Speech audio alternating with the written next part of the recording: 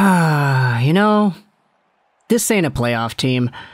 They're not going to finish in the playoffs. They're going to get themselves a lottery pick, a chance to actually get a top guy, and it's going to be cool seeing Patrick Allvin, the new Vancouver Canucks GM, who got hired earlier today, but it was so close to the start of this game that I didn't feel like it would be appropriate to make a video about it right away. Plus, I kind of want to do some more research on him before we dive deep into his potential outlook as a Vancouver Canucks GM. But either way, the new team that this guy is in charge of just blew a 2-0 lead to the Edmonton Oilers and lost 3-2 in overtime. In a game where Spencer Martin, coming back off a protocol, it's actually kind of funny because he was tested positive earlier on in the weekend, which is why he didn't play on Sunday.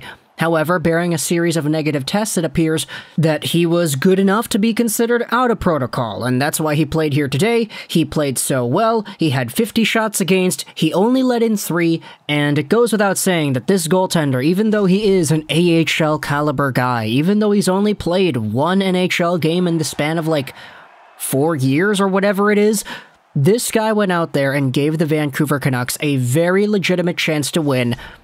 Because if you switch to goaltenders in this one, you give Koskinen to the Canucks and you give Martin to the Oilers, this would have been, what, a 6, 7, maybe 8-0 game?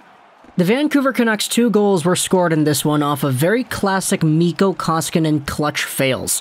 The first one being a 4-on-4 shift where Elias Pettersson just comes right in on the left flank and he just absolutely lasers it from like the half boards. It's kind of ridiculous how far away Pettersson is. He drags it by the defenseman, uses the D-man's skates as a screen, and then shoots it through the legs of the defender over the glove of Koskinen. It covers so much distance. This is a far out, very wide-angle shot.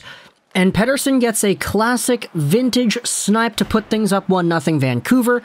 Give it a few more minutes, and the Vancouver Canucks eventually go up 2-0 off of a power play opportunity by the Oilers. Yeah, this is a shorthanded goal, and it's one where Connor McDavid legitimately almost taps it in to a very open backdoor net. Except instead of being able to get that shot away, JT Miller, guess who's back? Back again. Miller's back. Okay, I kind of done that already this season, so we're not going to do that again.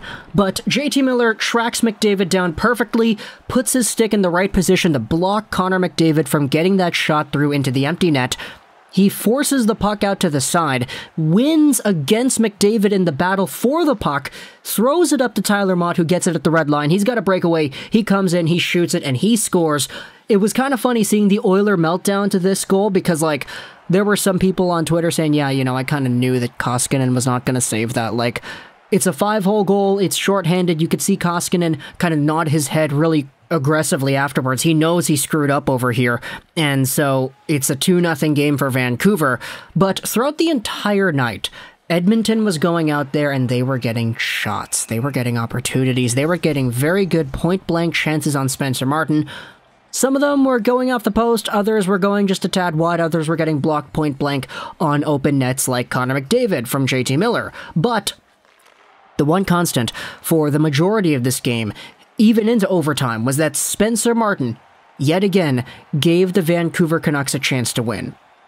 And he gets beat in the third period off of what was a very odd play. Like, this wasn't really one that he probably would like to have. This one's very not indicative of the rest of his play, but Ryan McLeod just comes in on the left side, or excuse me, it's on the right side, and he just shoots it and he scores it. But this one is kind of strange because it goes in on an angle where Spencer Martin just doesn't shut it down. He has his shoulder attached to the post, his pad attached to the post too, but his entire arm and his body is kind of just floating there.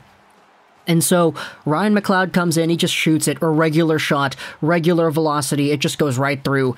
And then the next goal that Spencer Martin lets in, it's not really his fault. It's off the ends of a power play where Connor McDavid draws one on Oliver Ekman-Larsson. It's a cross-checking penalty where McDavid kind of goes down a little bit light, but okay, that's the penalty call.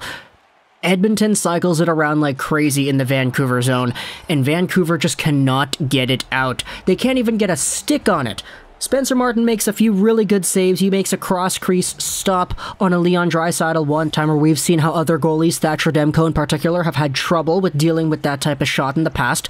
And so Martin, to get it right off the bat and stop it, crazy stuff right there. You give it a few more seconds, the penalty actually expires, but the Canucks cannot get a change. They can't get themselves any bodies to get removed. OEL is out there as the fifth guy, or the third defenseman if you want to say, and the Oilers just send it back to Draisaitl, who one-times it in over the glove of Spencer Martin. It's 2-2.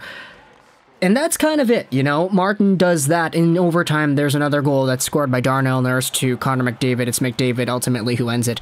But, like, the Vancouver Canucks just did not play that great of a game, despite the fact that they got themselves to overtime in the first place. I have a list of points that I noticed from the game, and a lot of these points are just kind of, oh, look at this save made by Martin. Look at this Oilers zone time, stop by Martin. Look at this Yamamoto chance, stop by Martin. Look at all these opportunities that the Vancouver Canucks give up, and Martin stops them, but the Vancouver Canucks just cannot go out there and convert on their own chances. They don't even get as many chances as the Oilers do. This was a game where the better team won, and ultimately, they were down 2-0, mostly due to their own goaltender's ineptitude, and the Vancouver's goaltender's very strong play. But at the end of the day, this one equalized itself out. In overtime, it is Vancouver who bobbles the puck and forfeits possession in a few very unfortunate ways. Tyler Myers dumps the puck in overtime. Like, why? There's nobody there. You guys are going for a line change when he dumps it in. OT, 3-on-3 OT, is a possession game. You cannot go out there and dump the puck in. You go back to your goaltender at the very least. Myers did that. There was another play where Pettersson tried to spring a pass up for Miller. It was taken away immediately by Draisaitl. The Vancouver Canucks didn't really play that overtime all too well, and eventually it culminates with Darnell Nurse coming in on a 2-on-1. He centers over Connor McDavid, who scores. Spencer Martin cannot do anything about that, and ultimately Spencer Martin is the best Vancouver Canuck on this game.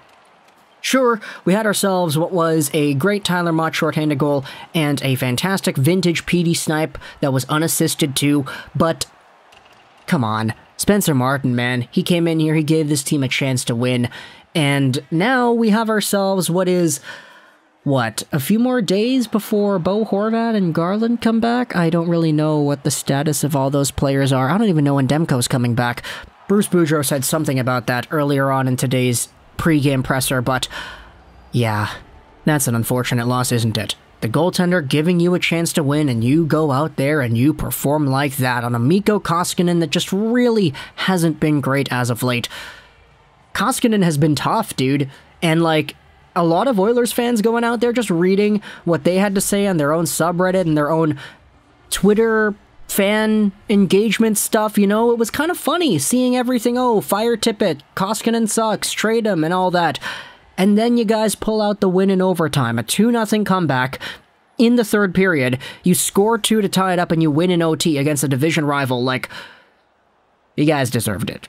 I'll just say that right there. So, talk to me in the comments. What do you think about tonight's Canucks versus Oilers game? I hope you enjoyed. This was Shorthanded, and bye.